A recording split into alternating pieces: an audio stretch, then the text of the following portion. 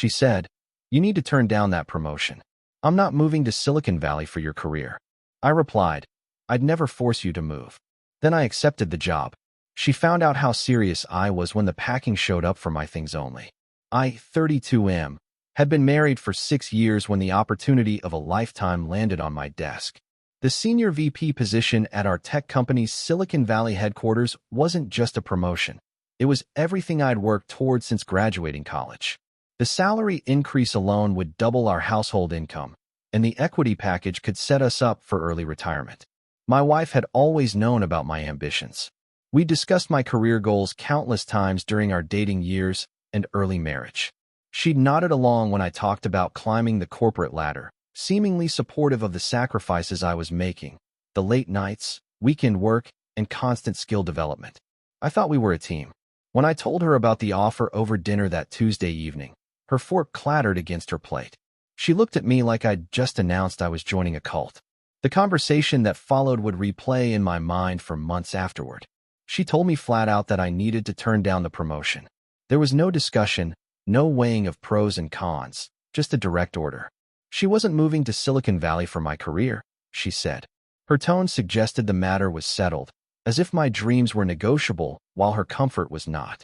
I sat there, processing her words. This wasn't the woman I'd married. The woman who used to encourage my ambitions, who said she believed in us building something together. This felt like a stranger wearing my wife's face. I kept my voice steady when I replied. I told her I would never force her to move. The words came out calm, but inside, something fundamental shifted. A door I didn't even know existed had just slammed shut. She seemed satisfied with my response, probably assuming I'd caved to her ultimatum like I had with smaller things over the years. The way she relaxed and changed the subject to weekend plans told me everything I needed to know about how she viewed our marriage and my place in it. That night, I lay awake staring at the ceiling while she slept peacefully beside me. I thought about all the times I'd compromised, all the small concessions that had led to this moment. The job opportunity she'd made me turn down 2 years ago because it required occasional travel. The hobby I'd given up because she found it boring. The friends I'd gradually lost touch with because she didn't like them. I'd been so focused on keeping the peace that I'd forgotten what it felt like to stand up for myself. The next morning, I called my boss and accepted the position. My hands were surprisingly steady as I dialed. When he congratulated me and asked about the timeline for relocation, I told him I could start in 6 weeks. He seemed thrilled, mentioning how the company would handle all moving expenses for my household. I didn't correct him about the household part. For the next month, I went through the motions of normal life while quietly planning my exit. I opened a new bank account and slowly transferred funds. I researched apartments in Palo Alto, eventually signing a lease on a 1-bedroom place near the office. I contacted a moving company, but only for my belongings. My wife continued her daily routine, oblivious to the storm coming her way. She'd occasionally make comments about how glad she was that I'd come to my senses about the job. Each comment felt like a nail in the coffin of our marriage. The hardest part was maintaining the facade. Sitting across from her at breakfast, listening to her complain about trivial things, knowing that in a few weeks she'd wake up to a very different reality. There were moments when I almost told her the truth, moments when the weight of the deception felt crushing. But then I'd remember her casual dismissal of my dreams, the way she'd expected me to sacrifice my future without even a conversation. My resolve would strengthen. I told the moving company to arrive on a Thursday morning when she'd be at her weekly yoga class. I'd taken the day off work, claiming I needed to handle some personal business. She never asked what kind of business, another sign of how little interest she had in my life beyond what directly affected her. The movers were efficient. 6 years of shared possessions suddenly divided into his and hers with surgical precision. My clothes, my books, my electronics, my furniture from before the marriage, everything that was definitively mine went into the truck.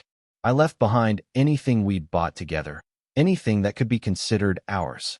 The house looked strange with half its contents gone. Not empty, but hollow, like a smile with missing teeth. I left the divorce papers on the kitchen counter, along with a letter explaining my decision. I didn't want her to find out from a moving truck pulling away. That would have been cruel, and despite everything, I didn't want to hurt her unnecessarily. The letter was brief. I told her I'd accepted the job she'd forbidden me to take. I explained that her ultimatum had shown me how little she valued my dreams and ambitions. I wrote that I refused to spend the rest of my life in a marriage where my partner saw my success as a threat rather than something to celebrate. I also included contact information for a divorce attorney and assured her I'd be fair about property division.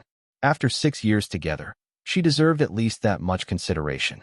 My phone started ringing at 11:47 a.m., just as I was crossing the state line. I let it go to voicemail. She called 14 more times in the next hour. The voicemail started angry, evolved to confused, then desperate, and finally landed on bargaining. She said she'd been hasty, that we could work something out, that maybe moving wouldn't be so bad after all. But it was too late. The damage wasn't in her refusal to move. It was in her complete disregard for my dreams and her expectation that I should automatically sacrifice them for her comfort. That kind of thinking doesn't change overnight, and I'd already wasted too many years accommodating it. Update 1. The first few weeks in Silicon Valley were surreal. New job, new apartment, new life. The work was challenging but exciting, exactly what I'd hoped for. My new colleagues welcomed me warmly, and I found myself working with some of the brightest minds in the industry. For the first time in years, I felt intellectually stimulated and professionally valued. My wife, soon-to-be ex-wife, continued calling regularly. Her messages grew increasingly creative in their attempts to guilt me into returning. She told me I was having a midlife crisis, that I was being selfish, that I owed her a chance to fix things. She claimed she'd never really meant what she said about the promotion, that I'd misunderstood her concerns. But I remembered that conversation too clearly. There had been no misunderstanding. Her sister called me one evening, 3 weeks after I'd left. She wanted to know if I'd lost my mind, abandoning a good marriage for some corporate job. I explained the situation calmly, how the ultimatum had revealed fundamental incompatibilities in our relationship. The sisters seemed surprised. Apparently, my wife had painted a very different picture of events. That conversation made me realize something important. My wife still didn't understand why I'd left. She saw it as an overreaction to a minor disagreement, not as the natural consequence of years of dismissing my ambitions. Update 2.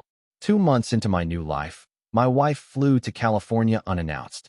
She showed up at my office lobby one afternoon, having somehow convinced security to let her up. When I saw her sitting in the waiting area, my first emotion wasn't anger or sadness. It was exhaustion. She looked smaller than I remembered, more fragile. The confident woman who delivered ultimatums had been replaced by someone desperate and uncertain. She asked if we could talk, just the two of us, somewhere private. We went to a coffee shop down the street. She apologized for how she'd handled things, said she'd been scared of change and hadn't expressed herself properly. She told me she missed me, that she'd realized how much she valued our marriage. She even said she'd looked into jobs in the Bay Area, that maybe the move wouldn't be impossible after all. I listened to everything she had to say. Part of me, the part that had loved her for 6 years, wanted to believe that people could change, that we could find our way back to each other.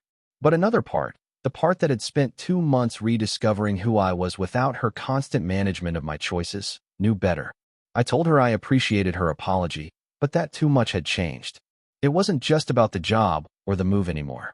It was about respect, about being with someone who saw my success as their success too, rather than a threat to their comfort zone. She cried then, right there in the coffee shop. She asked me to give her a chance to prove she could be different, to show me she could support my dreams. But I'd heard similar promises before, usually right before she'd revert to old patterns the moment the crisis passed.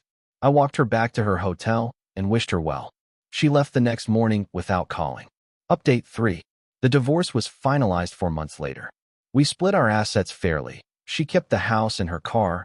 I kept my retirement accounts and took responsibility for my student loans. No alimony, no drama, just a clean break from 2 people who wanted different things from life. I heard through mutual friends that she'd eventually started dating again, someone from her yoga studio who worked locally and had no interest in career advancement. They seemed well-matched in their preference for stability over ambition. My own dating life remained non-existent for the first year. I was too busy establishing myself in the new role and building a social circle from scratch. The work was everything I'd hoped, challenging, rewarding, and full of opportunities for growth. I'd been promoted again within 8 months, taking on additional responsibilities I never could have handled in my previous position. But the real victory wasn't professional. It was personal. I'd rediscovered what it felt like to make decisions based on my own values rather than someone else's comfort level. I'd remembered what it was like to have dreams that weren't subject to another person's veto power. On my one-year anniversary in California, I sat in my apartment, now a larger two-bedroom place with a view of the mountains, and reflected on the journey. The man who'd sat in that restaurant a year ago, absorbing an ultimatum about his career, felt like a stranger now. That version of me had been so afraid of conflict that he'd forgotten how to advocate for himself. The divorce had been painful, but it had also been necessary. Some relationships survive major challenges by becoming stronger. Others reveal that they were built on shaky foundations all along. Mine had clearly been the latter type. I thought about calling her sometimes, curious about how she was doing. But I never did. We'd both moved on to lives that better suited who we really were. She'd found someone who shared her preference for safety and routine. I'd found a career that challenged me and a sense of self-worth that wasn't dependent on keeping someone else comfortable. The promotion that had started everything was just the beginning. 2 years later, I was offered a position as VP of Product Development, with equity that would set me up for life. When I called my parents to share the news, my father said something that stuck with me. He told me he'd always worried that I was too willing to compromise, too eager to avoid conflict even when it meant sacrificing important things. He said watching me stand up for myself had been difficult but necessary, like watching a child learn to walk after years of crawling. Looking back, I realized the real tragedy wasn't that my marriage had ended. It was that it had taken me 6 years to recognize that a partnership where one person's dreams are automatically subordinate to the other person's fears isn't a partnership at all. The title of my story might suggest this was about revenge, but it wasn't. It was about finally choosing myself after years of choosing peace over principles. Sometimes the most radical thing you can do is simply refuse to accept less than you deserve. My wife had been wrong about one thing. I didn't need to turn down that promotion. I just needed to find someone who would celebrate it instead of fearing it. And if that meant being alone for a while, that was still better than being with someone who saw my success as their sacrifice. The packing truck that had taken only my belongings hadn't just moved my stuff to a new state. It had moved me toward a new understanding of what I was worth and what kind of life I wanted to build. That understanding was worth more than any promotion, any salary increase, or any relationship that required me to be smaller than I was capable of being.